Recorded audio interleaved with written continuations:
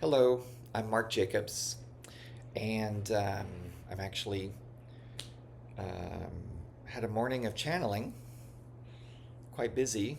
I didn't anticipate as much, though I did feel uh, one transmission wanted to come through, but there were two. I think that's it. But there was an intimacy to the last one that I wanted to, I don't know, explore a little bit. It feels like I want to share a little bit about my journey. Um, I'll just let you know I'm on the floor still on my meditation cushion. This chair behind me is like perfect lumbar support, which is why I meditate here often. Though I'll meditate on the sofa if I can curl next to our dog Sophie, or sometimes where I work. It just depends. I can meditate practically anywhere, maybe not in the middle of an intersection, but maybe. When I began to awaken to who I was as a spiritual being, um,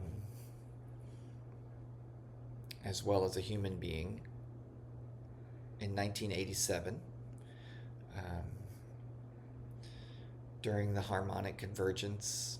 I didn't know any of this at the time. I mean, it's kind of crazy how once I began to awaken, there was much that I didn't know, but it sort of took off, like almost straight up. It felt like not straight up to uh, different realms, but just a lot of information was coming in, a lot of feeling, a lot of awareness, a lot of realization, a lot of understanding that beliefs I had or systems of beliefs I had bought into were illusion, or I didn't have to believe them, like I had a choice. Um, just, I mean, there are so many examples. I didn't have to be materialistic. I was very focused on that. I didn't have to be have a brand new shining car every couple of years. I didn't have to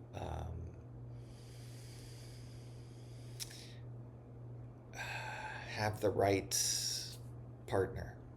I didn't have to um, have the right corporate job. There are a lot of lessons I continued to learn in those areas, but I didn't have to. Um, I didn't have to buy into what society was telling me uh, I was supposed to do in my life, and uh, that all became sort of a lightning bolt realization when I walked into the Bodhi Tree bookstore in Los Angeles, which I'd learned about from watching, I believe, watching or reading the book or both, Out on a Limb by Shirley MacLaine. Uh, and I had never been in a bookstore like that. I had never even much thought about spirituality, um, though I'd had many spiritual experiences, I guess I would say. I wouldn't have ascribed, I wouldn't have assigned spiritual experience to what I had experienced in my early life, but I was, I'd had experiences that I couldn't ignore. And for example, I played the clarinet. I was a competitive clarinetist in high school. I loved it, absolutely loved it. It was like my whole life and my whole purpose for being. Um, and there were times that an energy just played through me. I was there, I was present, but there was something clearly playing the instrument in a way that I had not previously experienced. And sometimes this took place during a competitive moments, and uh, I just was with it and allowed it, but I wasn't particularly conscious about my allowing. Um, there were times where I was plucked from dangerous situations, clearly, and had woe moments. And over time, I just began to think that maybe I'm here for a, something bigger, something larger, something greater than what I was experiencing or putting my energy into. And so when I walked into the Bodhi Tree bookstore, um, I was immediately sort of moved through a very crowded bookstore, not just with books and things, but people. It was a very busy place for years and years and years. Um, but I was guided to the reincarnation section and never heard of it except for in Out on a Limb. And why? Because um, my guides, as I've learned, who are the collective and others, um, sort of took my energy field and moved me through the bookstore to land me there so that I would connect the visions I was having about a past life to reincarnation, or really, actually, more accurately, that I would connect the reincarnation um, literature with the visions I was having that I couldn't explain, that were quite odd.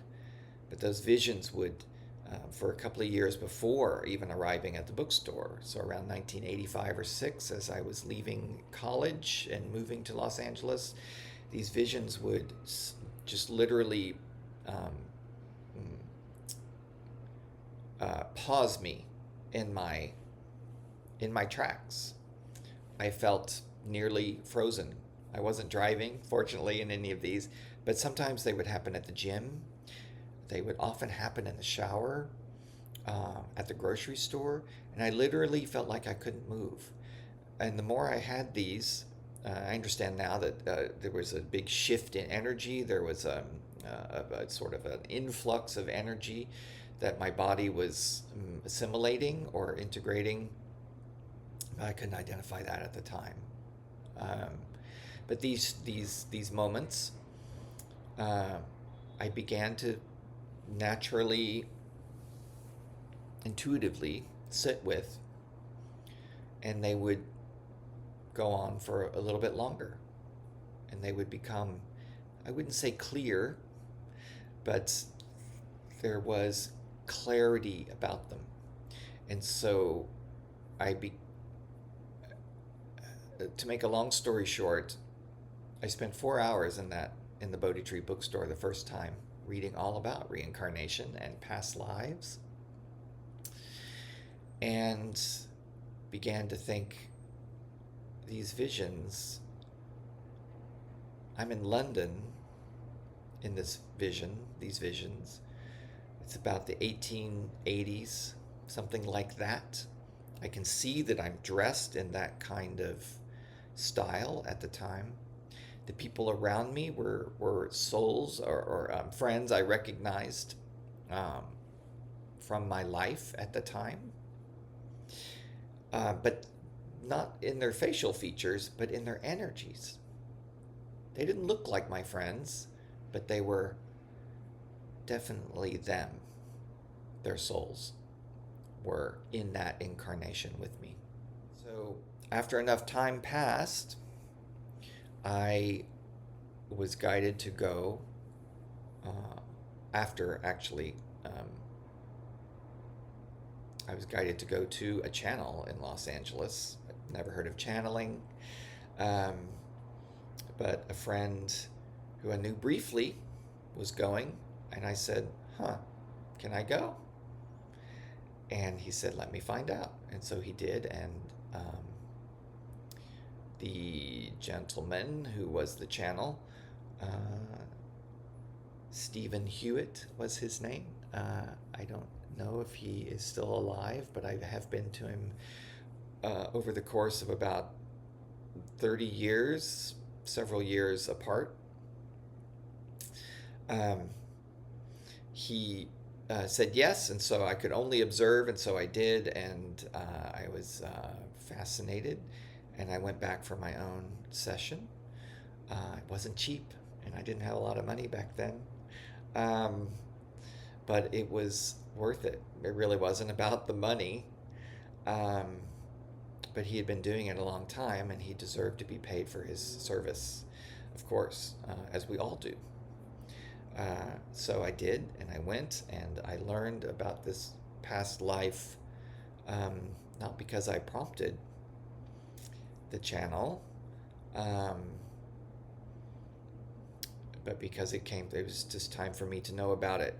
And so I was moved. I didn't get a lot of detail. There wasn't a lot of focus on that past life, but I got a little bit more detail to be able to feel guided and nudged to go to the public library in downtown Los Angeles and look at microfiche of the London Times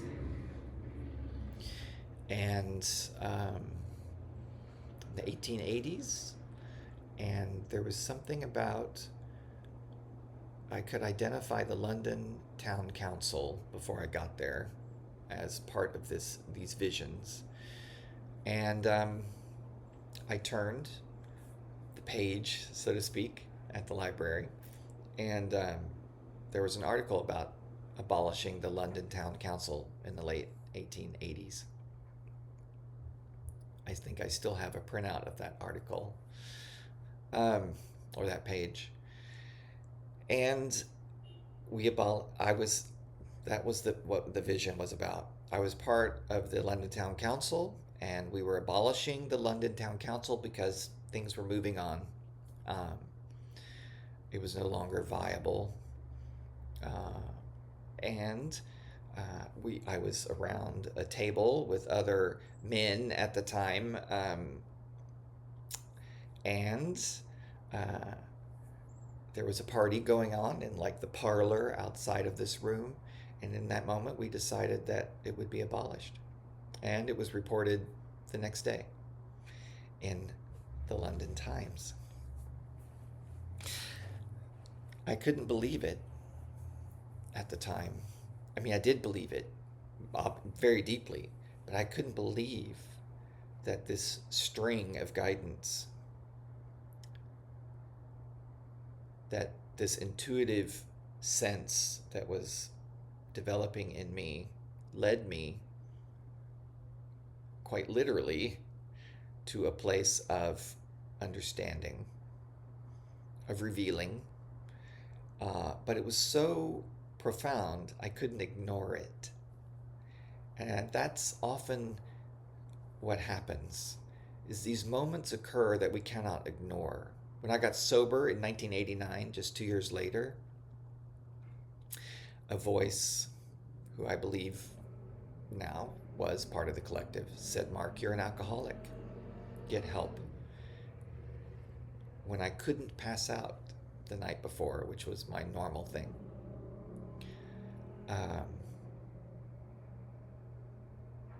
And I mean, a lot collapsed that night. I collapsed. I cried quite heavily, let's say. But there was a moment of awakening that I realized the next morning when I happened to be visiting San Francisco with my partner at the time. And we were standing waiting for the cable car. I was looking around me and realized I see the people, I see the city, the cars, the movement, the street activity, the sky, myself standing among it all, quite differently. There was a different awareness about who I was, about who all of these people were, that they were individual souls who happened to be in San Francisco with me, and that the awareness was quite illuminated.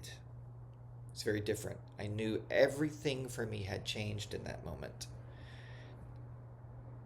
I didn't know how it would change, but I knew everything would change.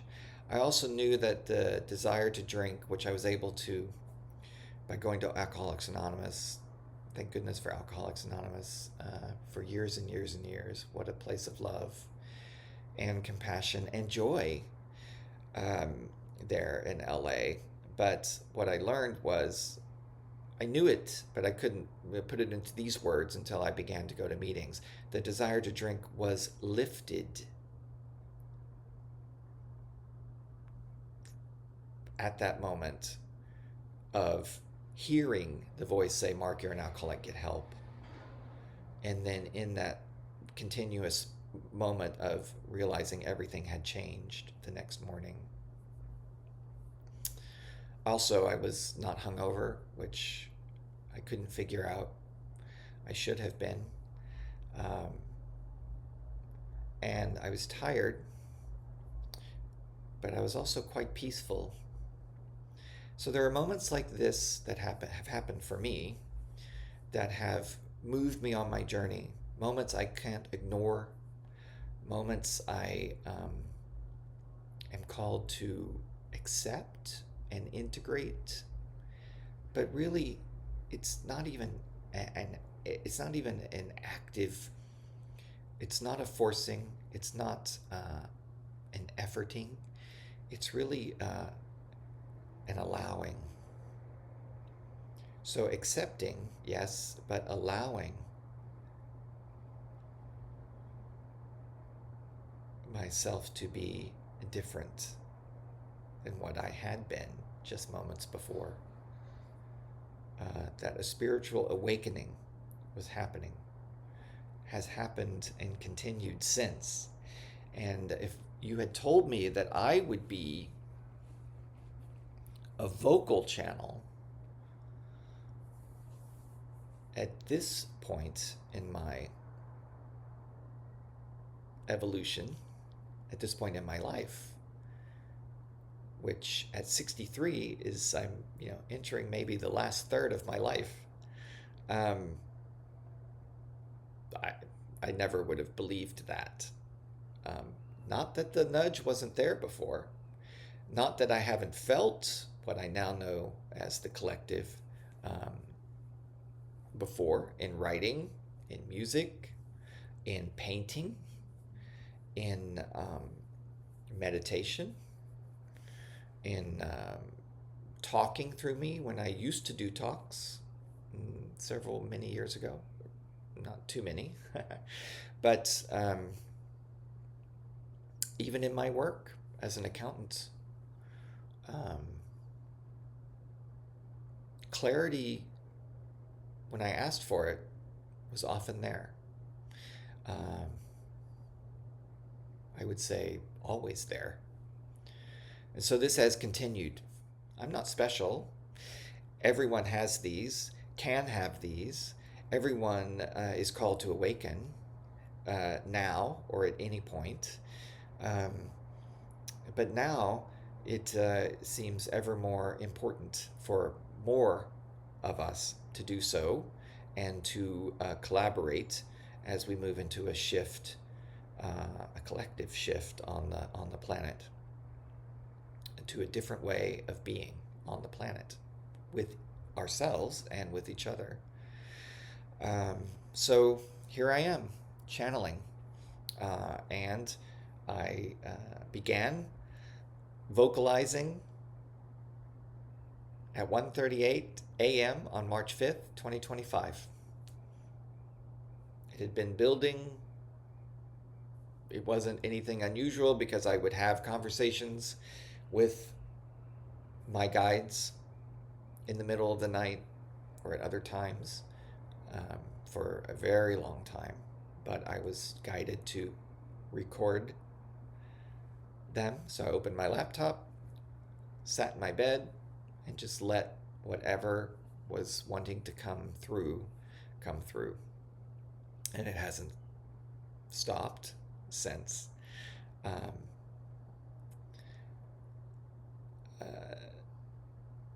so I don't see an end in sight, but my point of bringing this up is ultimately that I have arrived at my moment for how I can most authentically contribute to my own awakening, continued awakening, but the awakening of others, to the collective awakening that is happening on the planet. And this is what I can do. I mean, it's still evolving. It hasn't stopped, but what I have realized and been told by the collective and others I work with, my mentor in channeling, is that it's important to really enjoy the moment, to be in joy and to enjoy it, to laugh with it, to allow it, to dance with it, to be in the vibration of it, because this is what happens when you begin to explore your divine blueprint. There are many moments of awakening, but there is a single thread. And that thread, that path, has led me right to this moment. And so it's not too late. It doesn't matter how old you are or where you are in your career or life. You can explore your divine blueprint. You can live your divine blueprint. That's what I'm choosing to do now. And it is phenomenal. I have never felt more energetic, more fulfilled, more at ease, in peace, more understanding that love is within me and surrounds me. And it's not about the more, it's just about the allowing. It's just about the allowing. So I'm not also concerned with what people think about it. Here I am. Friends may go, what is this about? They shouldn't be surprised. But some haven't seen me even engaged spiritually so overtly, certainly. So here we are. And more will be revealed, more will come. It's, of course, there was resistance at first. There was like, is this real? Really? Like this? Vocalizing? And of course it is. Of course it is. It didn't take long for me to relax into it. But it's also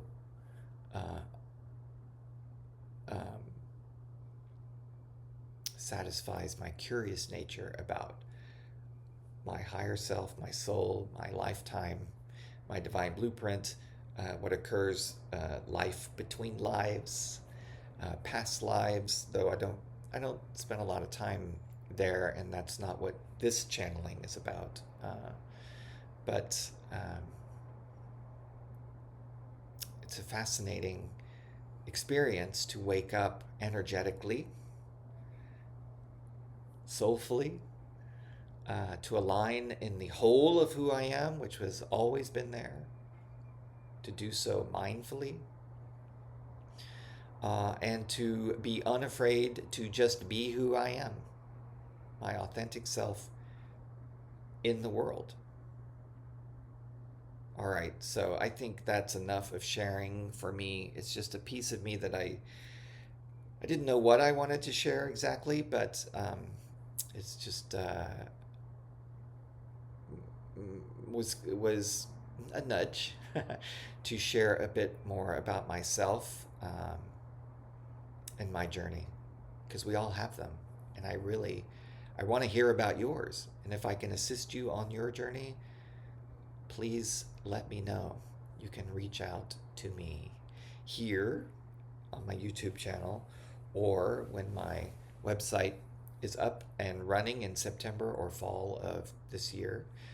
It'll be called markofthesoul.com. I also have my Substack, which is Many Paths Connected with Mark Jacobs. You can reach out there now. I publish longer pieces every 2 weeks and shorter pieces on the interim weeks. But this isn't an advertisement for that. It's about sharing more about my journey and who I am, and where I came from, and really liking myself in this work. All right. Bye for now.